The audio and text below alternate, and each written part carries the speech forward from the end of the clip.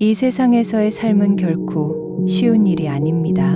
마음이 맞지 않는 사람들과 함께 살아가는 것은 더욱 어려운 일입니다. 탄생과 죽음이라는 기나긴 여정 속에서 지친 나그네가 되는 것은 고통스럽기만 합니다. 그러므로 그대여 무지에 지친 나그네가 되지 말고 어느 한 곳에 얽매이지 말며 동서남북으로 자유롭게 살아가십시오. 사랑이든 의무든 어떤 명분으로라도 얽매이는 것은 괴로운 일입니다. 저 불멸을 향해 나아가는 자여, 그 어디에도 얽매이지 말고 다른 사람을 얽어매지도 말아야 합니다. 집착은 지옥보다 더한 어둠이기에 떠나보내는 것이 우리에게 진정한 자유를 주며, 자유는 행복의 필수 조건입니다. 만약 우리의 마음속에 분노나 불안, 소유에 대한 집착이 있다면 우리는 결코 자유로울 수 없습니다. 혼자가 되는 것을 두려워하지 마십시오. 우리는 어차피 홀로 태어나 홀로 떠나는 존재입니다. 이 사실을 알고 있지만 때로는 잊어버리기도 하고, 여럿이 있을 때 더 외로움을 느끼기도 합니다.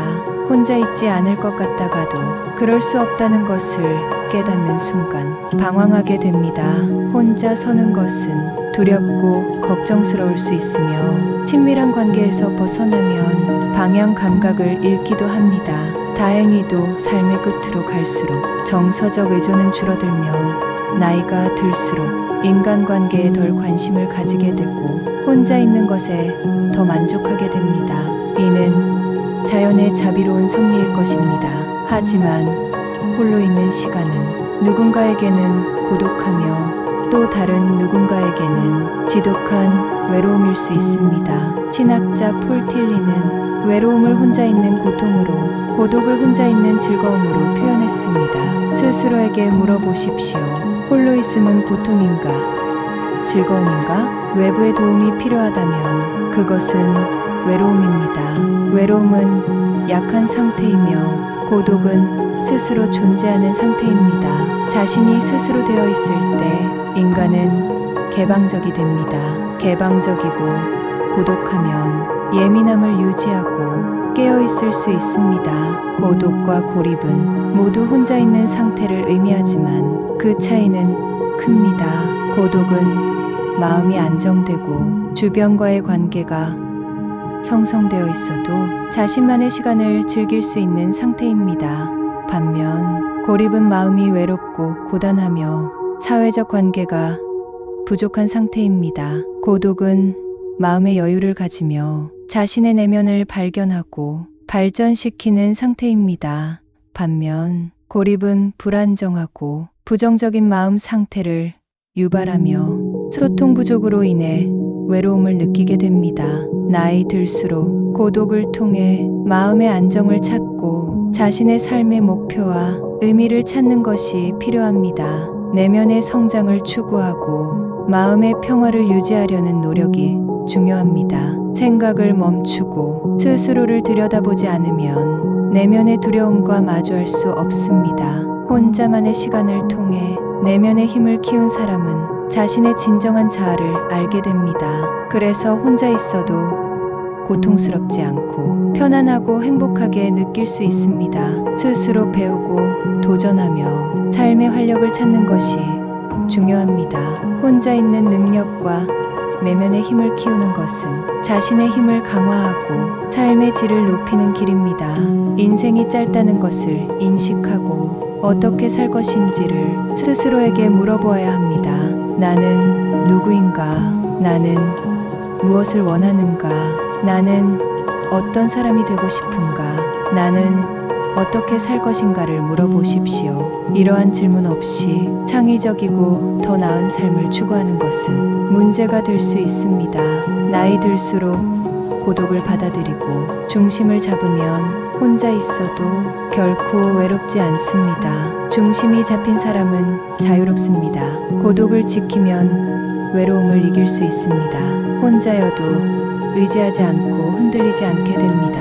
법구경에는 홀로 명상을 하며 홀로 누워라, 오직 홀로 걸으며 열심히 수행하라. 그대 스스로 그대의 자신을 다스리며 이 모든 집착에서 멀리 벗어나 오직 혼자가 되어 살아가라고 합니다. 철저히 혼자가 되어 새로운 세상을 경험하십시오.